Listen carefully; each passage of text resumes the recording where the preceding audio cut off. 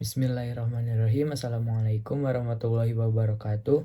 Perkenalkan, nama saya Muhammad Najmi Khairi, jurusan Manajemen Pendidikan Islam, semester 5 kelas B. Pada kesempatan kali ini, saya akan menjawab beberapa soal UTS dari mata kuliah Sistem Informasi Manajemen Pendidikan Islam.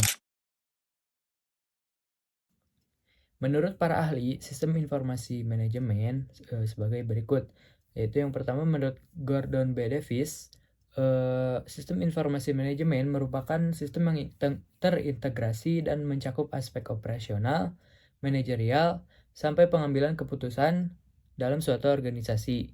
Nah, adapun menurut Harbangan Siagian yang menjelaskan bahwa sistem informasi manajemen melibatkan sekelompok orang, pedoman, serta perangkat pengolahan data yang digunakan untuk mengurangi ketidakpastian dalam pengambilan keputusan. Intinya, sistem ini membantu manajer agar bisa mendapatkan informasi yang tepat dan waktu yang efisien. Nah, berarti sistem informasi manajemen ini merupakan pada dasarnya adalah gabungan antara teknologi informasi dan sumber daya manusia yang bekerja sama untuk mengelola data pendidikan. Nah, jadi sistem ini berfungsi untuk mengumpulkan, menyimpan data, mengolah data, dan mengambil kembali data yang dibutuhkan, terutama untuk membantu proses pengambilan keputusan di bidang pendidikan.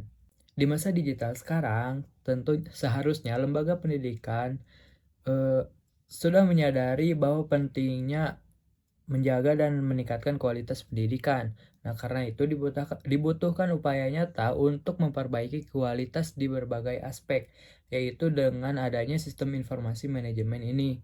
Nah, sistem ini memiliki peran penting karena membantu lembaga pendidikan Islam dalam mengelola data dan informasi secara lebih efektif. Walaupun memang nyatanya penerapannya belum merata di semua jenjang pendidikan, tapi manfaatnya sudah sangat terasa gitu. Eh, Sistem informasi manajemen pendidikan pun tidak hanya mempermudah akses informasi, tapi juga membuat prosesnya lebih cepat, akurat, dan terintegrasi. Dengan begitu, kegiatan organisasi bisa berjalan lebih efisien, terstruktur, dan fleksibel. Selanjutnya jawaban nomor 2, yaitu komponen utama dari sistem informasi manajemen pada dasarnya terdiri dari input, proses, output, dan feedback. Nah, menurut Arifin, sistem informasi manajemen pendidikan harus berfungsi sebagai alat bantu dalam pengumpulan, pengolahan, penyimpanan, dan penyajian data untuk mendukung keputusan yang efektif di lembaga pendidikan. Nah, hubungan dari komponen-komponen di atas, yang pertama input mencakup berbagai data penting seperti data peserta didik, guru, kurikulum, sarana, prasarana, serta keuangan lembaga. Data ini yang nantinya menjadi bahan mentah yang akan dikelola lebih lanjut. Yang kedua ada itu proses. Nah, pada proses adalah tahap pengolahan data menggunakan teknologi informasi dan prosedur manajerial agar menghasilkan informasi yang akurat dan relevan. Nah, dalam konteks pendidikan Islam, proses ini juga diwarnai nilai-nilai Islami seperti kejujuran dan amanah dalam pengelolaan data. Nah, yang ketiga ada output. Output berupa informasi yang sudah siap digunakan oleh pimpinan lembaga. Misalnya untuk perencanaan program, evaluasi, evaluasi kinerja guru, atau penentuan kebijakan pembelajaran. Nah, yang terakhir ada feedback atau umpan balik. Nah, komponen ini penting karena membantu pimpinan mengetahui efektivitas kebijakan yang telah diambil, sehingga sistem bisa terus diperbaiki. Nah, semua komponen tersebut saling berhubungan secara siklus. Input menjadi proses, proses menghasilkan output, output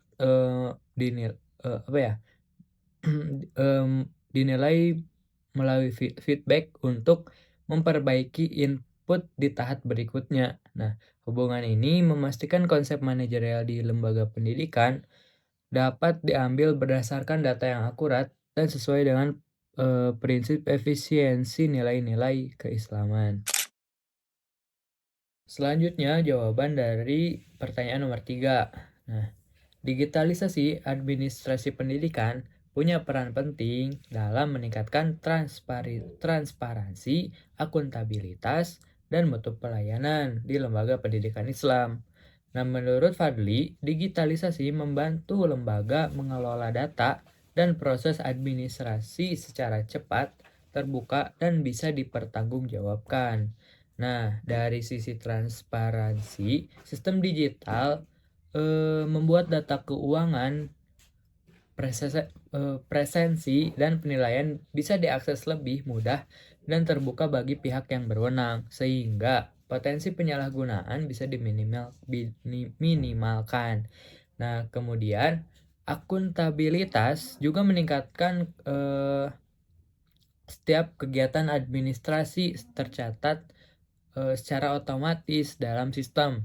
Nah, menurut Nurdin, jejak digital ini membuat setiap keputusan bisa dilacak sumber datanya dengan jelas. Nah, lalu dari sisi mutu pelayanan, proses menjadi lebih efisien dan cepat. Misalnya pendaftaran, pembayaran, atau pelaporan akademik itu bisa melalui sistem informasi secara online tanpa harus datang langsung ke tempat. Nah, jadi digitalisasi bukan sekedar hanya penggunaan teknologi, tapi juga langkah nyata untuk membangun tata kelola pendidikan yang lebih transparan, akuntabilitas, dan berkualitas tinggi dan sesuai dengan nilai-nilai keislaman. Selanjutnya jawaban dari pertanyaan nomor 4. Untuk membuat sebuah sistem informasi manajemen berbasis web di dalam sekolah, yang pastinya kita harus mempunyai perencanaan yang dimana dijelaskan oleh Rahman dalam jurnal manajemen pendidikan Islam. Pengembangan SIM pendidikan harus melalui tahapan perencanaan, analisis kebutuhan, perancangan sistem, dan implementasi dan evaluasi. Nah, pertama tahap perencanaan, di mana kepala madrasah bersama tim operator menunjukkan tujuan utama seperti efisiensi pengelolaan data siswa, guru, dan keuangan.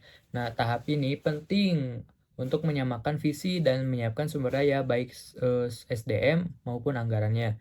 Nah, yang kedua analisis kebutuhan, yaitu mengidentifikasi masalah dari sistem manual yang ada dan menentukan fitur apa saja yang dibutuhkan untuk menciptakan sistem baru ini. Misalnya sistem absensi digital, keuangan otomatis, atau laporan akademik terintegrasi.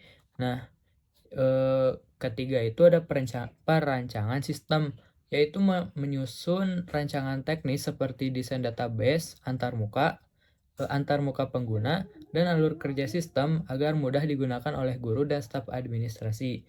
Yang keempat, implementasi yakni tahap penerapan sistem ke lingkungan madrasah.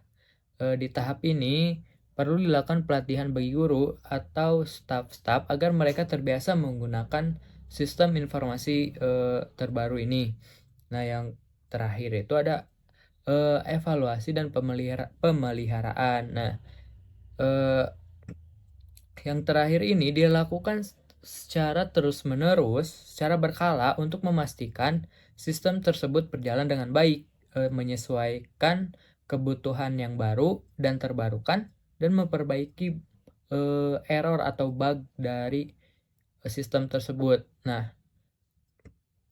jadi dengan mengikuti langkah-langkah tersebut, madrasah dapat membangun sebuah sistem informasi yang efisien, terintegrasi, dan mendukung pengambilan keputusan manajerial yang lebih cepat dan akurat sejalan dengan prinsip manajemen pendidikan Islam.